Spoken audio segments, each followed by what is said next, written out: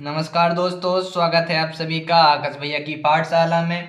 आज हम कक्षा 10 का चैप्टर 6 जिसका नाम है त्रिभुज। आज हम नया चैप्टर त्रिभुज पढ़ेंगे। ठीक है, तो आज की वीडियो में हम त्रिभुज पढ़ेंगे और त्रिभुज से संबंधित जो इसकी जो हमारी पहली प्रश्नावली है, प्रश्नावली 6.1, इसे भी हम आज हल करेंगे। ठीक है, तो जो हमारा चैप्टर है त्रिभुज, इसका जो हमारा पहला टॉपिक है, पहला टॉपिक होगा हमारा समरूप आकृतियां। ठीक है, तो अब पाठ को पढ़ने से पहले हम सबसे पहले पाठ के नाम पर जाते हैं। तो पाठ का नाम है त्रिभुज। ठीक है, तो सबसे पहले हम जान लेते हैं कि त्रिभुज क्या होता है। ठीक है, तो आइए अपन लोग जान लेते हैं कि त्रिभुज क्या होता है। तो सबसे पहले हम बात करेंगे त्रिभुज की। किसकी बात करेंगे? त्रिभुज क्या होता है, इसके बेसिक कॉन्सेप्ट पहले अपन लोग जान लेते हैं। ठीक है, इसे अंग्रेजी में क्या बोलते हैं? इसे अंग्रेजी में हम बोलते हैं ट्रायंगल। क्या बोलते हैं? Triangle, TRANGLE, triangle. ठीक है, अब त्रिभुज क्या होता है तो इसकी मैं आपको परिभाषा बताऊं तो तीन सरल रेखाओं द्वारा, क्या होती है? सरल तीन सरल रेखाओं तीन सरल रेखाओं द्वारा घेरी गई बंद आकृति, घेरी गई बंद आकृति घेरी गई बंद आकृति त्रिभुज कहलाती है। क्या कहलाती है? त्रिभुज कहलाती है। ठीक है, कैसी? जैसे मान लो हमारे पास एक तीन सरल रेखा है। जैसे मान लो मेरे पास एक रेखा ए जा रही है L, एक रेखा हमारे पास ए जा रही है, इसका नाम दे दिया हमने L, इसका नाम दे दिया M, और एक तीसरी रेखा का नाम दे दिया हमने N। क्या दे दिया? N। अब ये तीन सरल रेखाएं हैं, यानी तीन सीधी सीधी रेखाएं हैं, इनके द्वारा जो एरिया घेरा गया है, यानी ये तीन सरल रेखाओं द्वारा घेरी गई बंद आकृति कौन सी? ये वाली बंद आकृति क्या कहलाएगी? ये जो हमारी बंद आकृति है इसे हम कहते हैं त्रिभुज। इसे क्या नाम दे देंगे? इसे नाम देते हैं हम त्रिभुज। क्या देते हैं? त्रिभुज। अब बात करते हैं त्रिभुज। अब जो त्रिभुज होता है तो मैं आपको बता दूं, हमारा जो त्रिभुज होता है, त्रिभुज में होती हैं तीन भुजाएं होती हैं। क्या होती हैं? इसमें तीन भुजाएं होती हैं और तीन कोण होते हैं। तो जैसे मान लो हमने इससे नाम दे दिया त्रिभुज को ABC। ठीक है, तो इसके तो तीन शीर्ष हो गए ABC, और इसमें क्या होता है? तीन कोण भी होते हैं। क्या होते हैं? तीन कोण होते हैं। तो हम आपको बता दें तो इसमें कोण कितने होते हैं? जो हमारा त्रिभुज होता है, त्रिभुज में तीन कोण होते हैं। क्या होते हैं? कोण। त्रिभुज में क्या होते हैं? तीन कोण होते हैं। क्या होते हैं? तीन कोण होते हैं। कौन कौन से? जैसे मान लो हमने नाम दे दिया तो इसका नाम कोण A, कोण B, कोण C, इसमें तीन कोण होते हैं। और क्या होता है? इसमें तीन भुजाएं भी होती हैं। क्या होती हैं? तीन भुजाएं। क्या होती हैं? त्रिभुज में तीन भुजाएं होती हैं। इनके नाम, जैसे मान लो हमारे पास एक भुजा है AB। क्या है? भुजा AB, BC भुजा है, CA। क्या है? हमारी CA भुजा है। और तीन शीर्ष होते हैं। क्या होते हैं? तीन शीर्ष। शीर्ष तो आप लोग जानते होंगे, यानी जो बिल्कुल ऊंचाई पर होता है शीर्ष। यानी इसके शीर्ष क्या है? तीन है। कौन कौन से शीर्ष? A, B, C, इसके तीन शीर्ष हो गए। ठीक है, अब बात करेंगे हम त्रिभुज के प्रकार की। किसकी बात करेंगे? हम बात करेंगे त्रिभुज के प्रकार। यहाँ पे हम बात करते हैं त्रिभुज के प्रकार। तो देखो, त्रिभुज कई प्रकार के होते हैं। ठीक है, त्रिभुज के प्रकार, वैसे त्रिभुज होते हैं कई प्रकार के हैं, और जो इसके जो त्रिभुज के प्रकार जो हैं हम कक्षा 9वीं में भी सीख चुके हैं। ठीक है, मैं आपको फ्री बता देता हूँ जिस त्रिभुज के प्रकार। जैसे हमने पढ़ा होगा समकोण त्रिभुज, आप लोग जानते होंगे, जिसमें 90 अंश का कोण बनता है। एक क्या होता है? समकोण त्रिभुज। एक समकोण त्रिभुज होता है, कैसा होता है? ऐसा, जिसमें 90 अंश का कोण बनता है। क्या बनता है? 90 अंश का कोण। यहाँ पे 90 अंश का कोण बनता है। तो ये क्या हो गया? हमारा समकोण त्रिभुज। और मैं आपको बता दूं, जैसे कि और क्या है, जैसे मैं आपसे बात करूंगा समद्विबाहु त्रिभुज की। किसकी? समद्विबाहु त्रिभुज। ठीक है, तो समद्विबाहु त्रिभुज क्या होता है मैं आपको वो भी समझा देता हूँ। समद्विबाहु त्रिभुज वह त्रिभुज होता है जिसकी दो भुजाएं आपस में कैसी होती हैं? बराबर। जैसे मान लो मैंने एक ऐसा त्रिभुज ले लिया, मैंने ये त्रिभुज ले लिया ABC। क्या ले लिया? मैंने त्रिभुज ABC ले लिया। जब इसमें दो भुजाएं, जैसे मान लो इसकी लंबाई 4 सेंटीमीटर है और इसकी 4 सेंटीमीटर है। ठीक है, तो इसकी जो भुजाएं मान लो एक 5 सेंटीमीटर, यानी इसमें दो भुजाओं की, यानी दो भुजाएं कैसी हैं इसमें? समान। उसके नाम में भी छिपा है समद्विबाहु। क्या? समद्विबाहु, यानी इसमें दो भुजाएं कैसी हो? समान हो। उसे हम क्या कहते हैं? समद्विबाहु त्रिभुज। ठीक, और एक और बात करें तो एक बात करते हैं हम समबाहु त्रिभुज की, किसकी, एक और है हमारा समबाहु त्रिभुज। क्या है, समबाहु त्रिभुज। अब देखो समबाहु त्रिभुज क्या होता है, समबाहु त्रिभुज क्या होता है, समबाहु त्रिभुज की सभी भुजाएं बराबर होती हैं। क्या होती हैं, समबाहु त्रिभुज की सभी भुजाएं। जैसे मान लो मैंने एक पी क्यू आर इसका नाम दे दिया त्रिभुज का। अब इसमें अगर मान लो पी क्यू की लंबाई और पी आर की लंबाई और क्यू आर की लंबाई, जब तीनों भुजाएं यानी तीनों भुजाओं की जो लंबाई होगी आपस में बराबर रहेगी तो उसे हम कहते हैं समबाहु त्रिभुज। क्या, इसमें तीनों भुजाएं, यहाँ मैं आपको लिख देता हूँ, तीनों भुजाएं बराबर, तीनों भुजाएं क्या, तीनों भुजाएं बराबर होती हैं। कैसी होती हैं, तीनों भुजाएं बराबर होती हैं। किसमें होती हैं, समबाहु त्रिभुज में। यहाँ मैं लिख देता हूँ समबाहु त्रिभुज। ठीक है, समबाहु त्रिभुज में। ठीक, समबाहु त्रिभुज तीनों भुजाएं बराबर होती हैं। ठीक है, आप यहाँ पे मैं लिख लेना, मैं लिखना भूल गया हूँ। समबाहु त्रिभुज में तीनों भुजाएं बराबर होती हैं। ठीक है, अब एक चीज और ध्यान रखना कि जो इसमें जो हमारे त्रिभुज के तीन कोण होते हैं ना, कोण ए, कोण बी, कोण सी, तो एक चीज और ध्यान रखना कि त्रिभुज के तीनों कोणों का योग 180 अंश होता है। क्या होता है, त्रिभुज के तीनों कोणों का योग, त्रिभुज के तीनों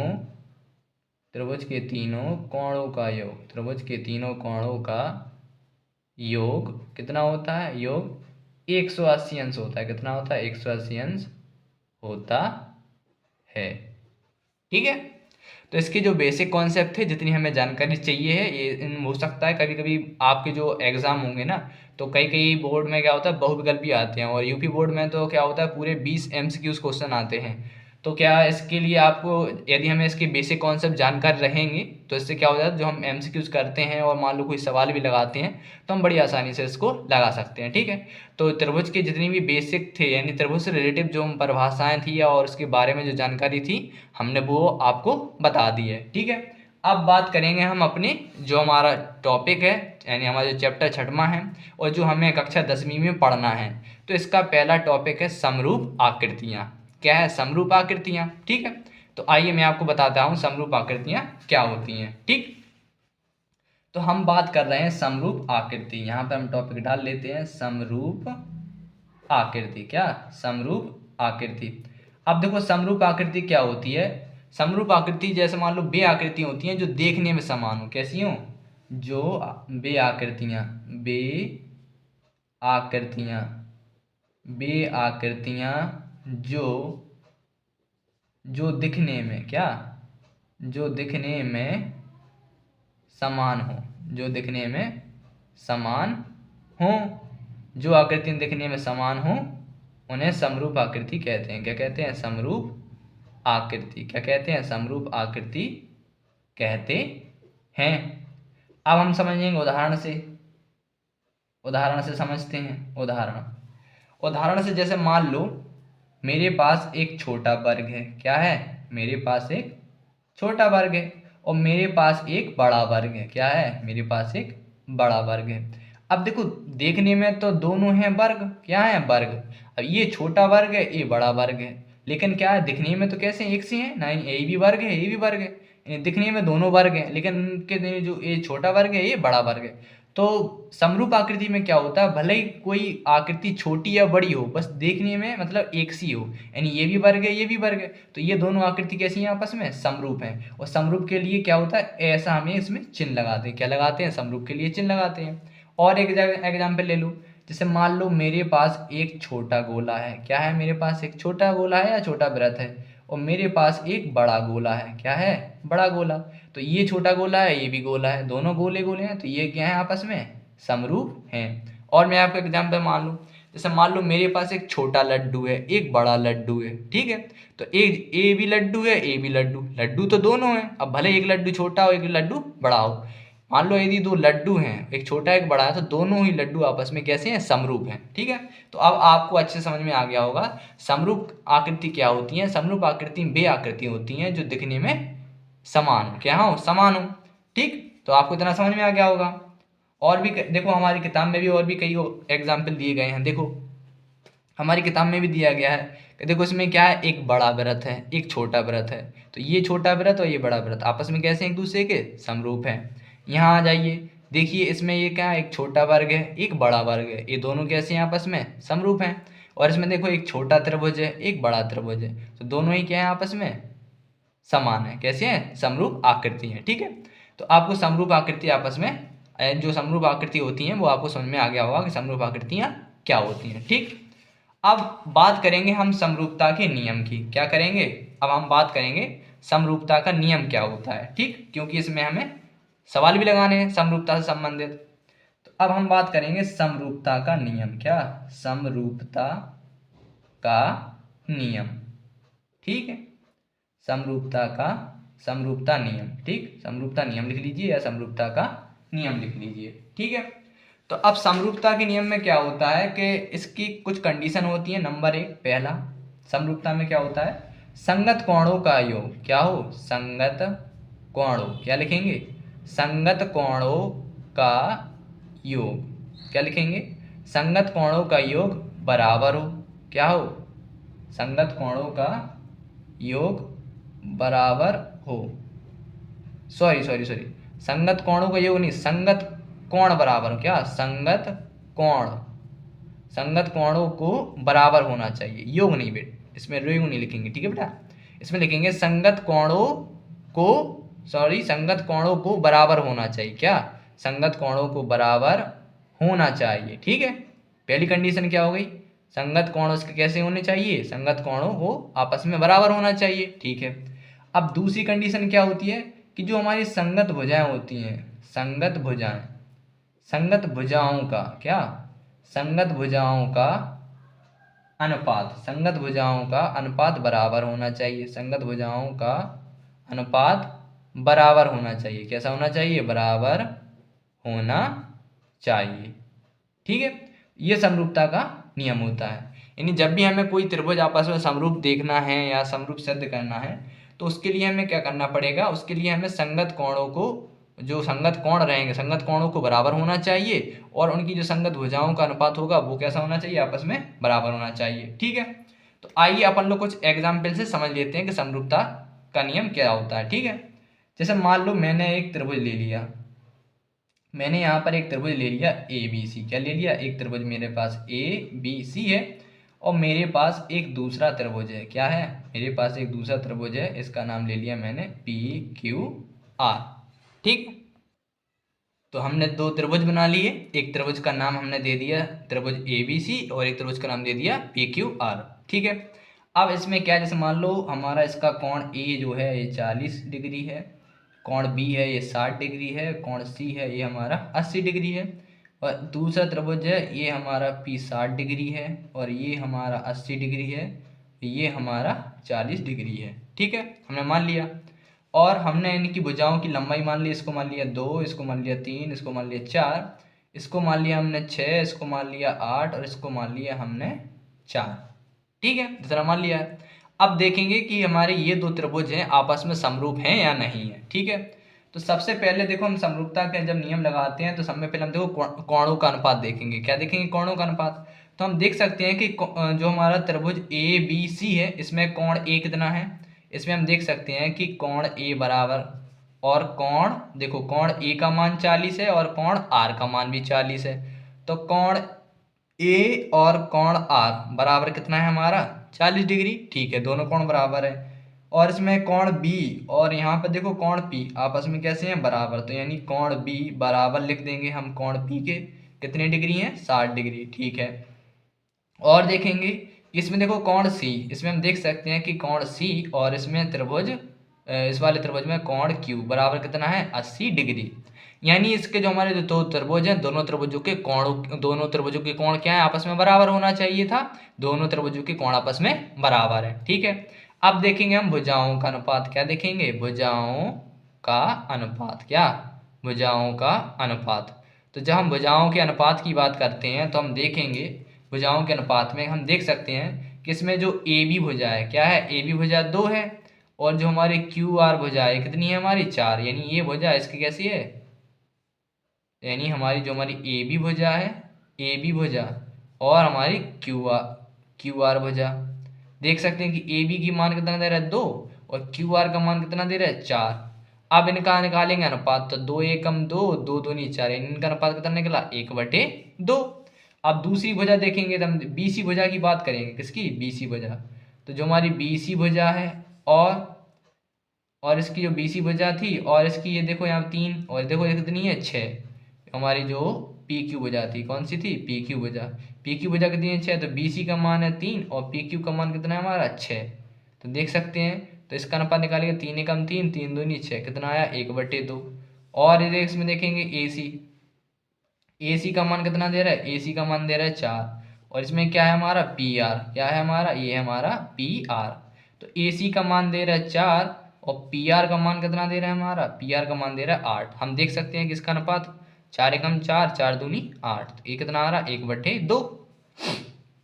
तो हम देख सकते हैं कि तीनों का अनुपात यानी तीनों भुजाओं का अनुपात कैसा है, बराबर है। देखो तीनों भुजाओं का अनुपात बराबर है और कोणों का अनुपात यानी जो हमारे दोनों त्रिभुजों के कोण है, कोण भी आपस में बराबर है। ठीक है, तो जब कोण बराबर है और भुजाओं का अनुपात बराबर है, ठीक है, तो यहाँ पे हम क्या लिख देंगे, आप चाहे दूसरी सीट पर, चलो मैं इस पे दूसरी सीट पर लिख देता हूँ। ठीक, आइए इसे हम दूसरी सीट पर लिख लेते हैं।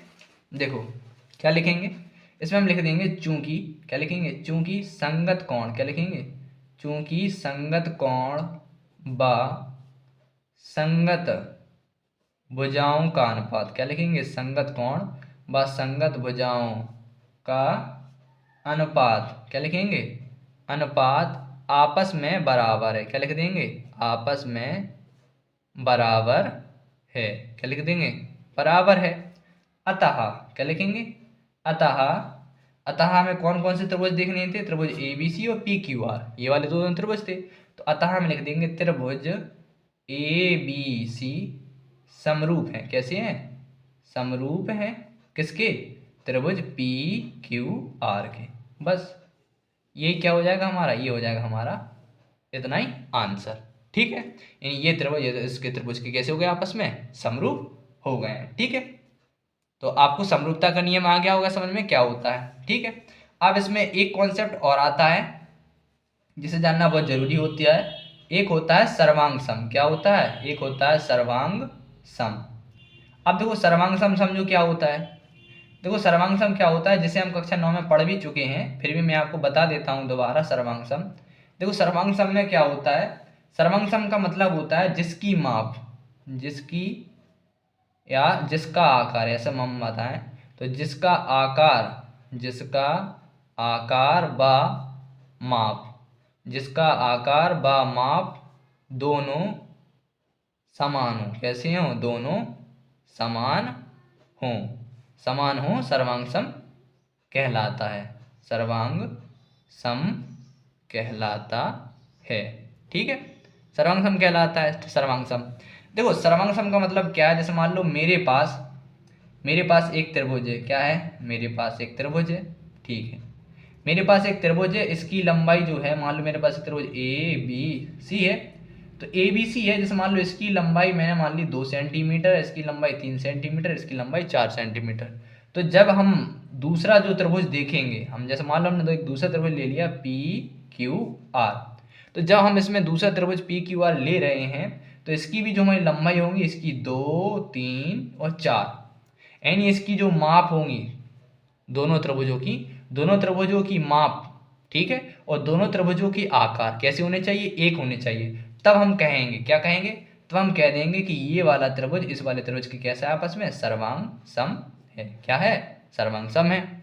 ये जो हमने ऐसा चिन्ह बनाया है, ये होता है सर्वांग सम का चिन्ह। क्या होता है, सर्वांग सम का चिन्ह किसका होता है, सर्वांग सम। इससे क्या होता है, इससे हम आकृतियों को सर्वांग सम प्रदर्शित करते हैं इस वाले चिन्ह से। ठीक है, इसके कई सारे नियम होते हैं, उनकी फिलहाल हमें जरूरत नहीं है, क्योंकि हमें सिर्फ इतना जानना था कि सर्वांग सम क्या होता है और समरूप क्या होता है। समरूप में आपको बता ही चुका हूँ, समरूप में क्या होता है, आकृतियाँ एक समान दिखनी चाहिए, ठीक है, और उनका अनुपात बराबर होना चाहिए, समरूप हो जाती हैं। और सर्वांग सम में क्या होती है, सर्वांग सम में उनका आकार भी होना चाहिए और जो उनकी माप होती है दोनों ही एक समान होनी चाहिए, तब वो आकृति कैसी होती है, सर्वांग सम होती है। ठीक है, तो आइए अब अपन लोग बात करते हैं प्रश्नावली 6.1 की। ठीक है, तो हम बात करेंगे प्रश्नावली 6.1 की। आइए सॉल्व करते हैं। तो जो हमारी प्रश्नावली 6.1 है, प्रश्नावली 6.1 का पहला सवाल क्या कह रहे हैं, इसमें कह रहे हैं कि कोष्ठकों में दिए गए शब्दों में से सही शब्दों का प्रयोग करते हुए रिक्त स्थानों को भरिए। ठीक है, तो पहला रिक्त स्थान क्या है हमारा, इसमें कहा गया है सभी वृत्त खाली स्थान होते हैं, सर्वांग सम या समरूप होते हैं। तो इसमें बात कर रहे हैं सभी व्रत की। तो देखो मैं आपको बता दूं सभी व्रत, जैसे मान लो हमारे पास एक कोई छोटा व्रत है, कोई एक बड़ा व्रत है, या कोई इससे छोटा और बड़ा या मीडियम साइड का व्रत है, तो ये तीनों क्या है आपस में व्रत हैं। तो ये सभी व्रत हैं, क्या है व्रत, यानी देखने में तो एक से आएंगे, दिखने में क्या है सभी व्रत हैं। तो एक कौन सी होती है आकृति, मैंने आपको बताया था समरूप होती हैं। क्या होती हैं, समरूप। तो इसका जो पहला वाला है इसमें क्या भरेंगे हम, इसमें भरेंगे हम समरूप। क्या भरेंगे, समरूप। तो पहले का आंसर हो जाएगा समरूप। ठीक है, आइए अब देखते पहले दूसरा वाला। तो देखो दूसरे में क्या कह रहे हैं, देखो दूसरे में बोला गया है सभी वर्ग होते हैं समरूप या सर्वांग सम। तो अब बात कर रहे हैं सभी वर्ग की। जैसे मान लो हमारे पास कोई एक छोटा वर्ग है या इससे कोई और बड़ा वर्ग है, तो यानी बहुत सारे जब हमारे पास वर्ग हों, क्या हों, वर्ग हों, तो ये वर्ग कैसे होते हैं आपस में, दिखने एक से हैं, तो ये सब भी वर्ग क्या होंगे आपस में, समरूप होंगे। क्या होंगे, समरूप। तो इसमें हम भर देंगे इसका दूसरा वाला, दूसरे में भी क्या भरेंगे हम, समरूप भरेंगे, यानी सभी वर्ग क्या होते हैं आपस में समरूप होते हैं। ठीक है, अब देखो तीसरे में क्या कह रहे हैं, तीसरे में बोला गया है सभी डॉट डॉट डॉट यानी खाली स्थान सभी त्रिभुज समरूप होते हैं। सभी त्रिभुज समरूप होते हैं, कौन से त्रिभुज, समद्विबाहु या समबाहु। तो देखो यदि हम बात करते हैं समद्विबाहु, तो मैंने आपको समझाया था कि समद्विबाहु त्रिभुज में क्या होता है, उसमें दो भुजाएं आपस में कैसी होती हैं, बराबर होती हैं, और तीसरी भुजा अलग होती है।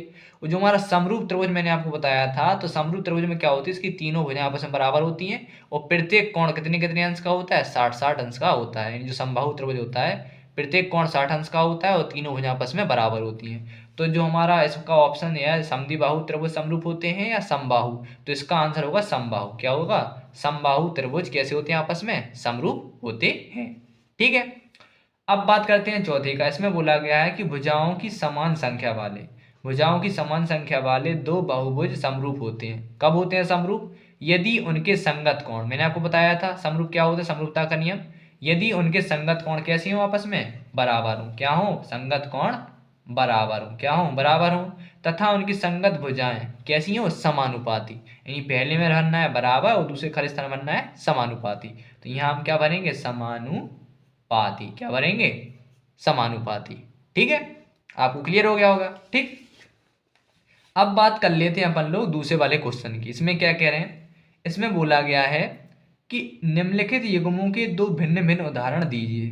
उदाहरण दीजिए, अब किसके उदाहरण दीजिए, पहला है समरूप आकृतियां, यानी दो समरूप आकृतियों के उदाहरण देने हैं, और ऐसी आकृति जो समरूप नहीं है तो उनके उदाहरण देने हैं। तो आइए हम बताता हूं आपको कैसे।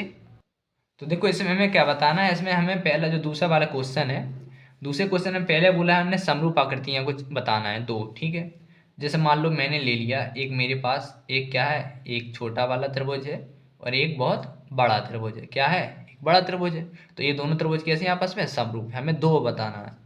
और जैसे मान लो मैंने ले लिया एक छोटा वृत्त, ठीक समरूप, और एक ले लिया मैंने बड़ा वृत्त, तो ये कैसे हैं आपस में, समरूप हो गए। ठीक है, अब इसी का हमें विपरीत बताना है दूसरे का। ये तो पहला वाला पार्ट हो गया, दूसरे का पहला पार्ट, और दूसरे का दूसरा पार्ट क्या है, ऐसी आकृतियां जो समरूप नहीं है। तो समरूप नहीं है के लिए क्या, जैसे मान लो मैंने ले लिया एक वर्ग, क्या ले लिया, मैंने ले लिया एक वर्ग, और एक ले लिया मैंने त्रिभुज। क्या ले लिया, त्रिभुज। तो आपस में समरूप हैं, तो ये समरूप नहीं है, इसे हम डज नॉट इक्वल टू लगा देंगे, समरूप नहीं है। और दूसरा बता दें, तो दूसरे के लिए जैसे मान लो मैंने ले लिया, इसमें क्या ले लें हम, मान लो मैंने एक ले लिया वर्ग, सॉरी क्या ले लिया, मैंने एक ले लिया वृत्त, एक वृत्त ले लिया, और एक मैंने क्या ले लिया, एक मैंने वर्ग ले लिया। क्या ले लिया, वर्ग। अब एक वृत्त है एक वर्ग है, तो समरूप हो जाएंगे, नहीं हो जाएंगे, तो यही आपस में समरूप नहीं होंगे। ठीक है, तो ये हमारा दूसरे का पहला और दूसरा पार्ट भी हो गया। हमने आकृति बता दी, समरूप के लिए आकृति और समरूप ना होने के लिए आकृति। ठीक है, अब बात करते हैं अपन लोग तीसरे क्वेश्चन की। तो हम देख सकते हैं तीसरे क्वेश्चन में क्या कह रहे हैं। तीसरे में कह रहे हैं कि बताइए कि निम्नलिखित चतुर्भुज समरूप है या नहीं है। तो हमारे पास ये दो, हमारे पास दो आकृति दे रही हैं, इन आकृतियों में हमें बताना है आपस में ये समरूप है या नहीं है। तो जब हम बात करते हैं समरूप की, तो मैंने आपको तीसरा क्वेश्चन जो है हमने आपको समरूप में बताया था, क्या बताया था कि उनके कोण आपस में बराबर हों, ठीक है, और उनकी जो भुजाओं का अनुपात हो वो बराबर हो। तो जब हम इसमें देख सकते हैं कि देखो इसमें हम देख सकते हैं कि इसका जो प्रत्येक कोण है वो 90 डिग्री का है। कितने का है? 90 डिग्री, 90 अंश के कोण है। और जो हमारी दूसरी आकृति है, ये हमारी दूसरी आकृति है ना, एक चतुर्भुज है PQRS। अब ये PQRS जो है इसमें देखो यहाँ पे ये चारों कोण किसके 99 डिग्री के हैं, चारों कोण 90 अंश के नहीं है। यानी देखो इसमें तो ये सभी 90 अंश के कोण हैं, ठीक है, ये सभी 90 अंश के कोण हैं, ठीक है। और इसमें ये क्या है, ये सभी चारों 90 अंश के कोण नहीं है, हैं नहीं है। अब देखो कोण तो बराबर है नहीं, तो पहली कंडीशन तो हमारी जो होती है यानी कोण बराबर होने चाहिए, कोण तो बराबर मिल नहीं रहे। अब देखो इसका हम बात करेंगे इसकी जो संगत अनुपात है, तो देखो अगर हम इस भुजा की बात करें SR और DC, तो ये है 1.5, ये है 3 सेंटीमीटर, यानी इसका कैसा है, दुगना है। और ये भी 1.5 है, ये इसका दुगना है, ये 1.5 है, ये इसका दुगना है। यानी इनकी भुजाओं का अनुपात, यानी भुजाओं के अनुपात तो समान है, लेकिन इनके कोणों के जो कोण है, इनके चारों कोण जो है आपस में बराबर नहीं है। तो इसमें हम क्या लिख देंगे, इसमें हम लिख देंगे चूंकि, क्या लिखेंगे, चूंकि कोणों का अनुपात, क्या लिखेंगे, चूंकि कोण क्या लिख देंगे, ऐसा नहीं, यहाँ लिख देंगे चूंकि आकृति में, क्या लिखेंगे, चूंकि आकृति में कोण आपस में बराबर नहीं है, क्या लिख देंगे, चूंकि कोण आकृति में कोण आपस में बराबर नहीं है, क्या बराबर नहीं है, ठीक है, बराबर नहीं है, इसलिए चतुर्भुज, क्या लिख देंगे, इसलिए चतुर्भुज, क्या लिख देंगे, इसलिए चतुर्भुज समरूप नहीं है, इसलिए चतुर्भुज समरूप नहीं है, ठीक है। हम इतना लिख देंगे, चतुर्भुज समरूप नहीं है, ठीक है। तो इसी के साथ जो हमारी प्रश्नावली 6.1 थी, हमारी प्रश्नावली 6.1 पूर्ण होती है, ठीक है। तो प्रश्नावली 6.1 हमारी पूरी लग गई है। अब हमारा जो अगला टॉपिक होगा वो होगा हमारा त्रिभुजों की समरूपता। तो यानी इसकी जो हमारी प्रश्नावली 6.2 है, तो इसमें कुछ प्रमेय वगैरह हैं, हमें उन्हें भी पढ़ना पड़ेगा, तो हम उन सभी को जानेंगे और समझेंगे, ठीक है। तो यदि आप हमारे चैनल पर नए आए हैं तो चैनल को सब्सक्राइब कीजिए और जितना हो सके वीडियो को अपने दोस्तों के साथ शेयर जरूर कीजिए।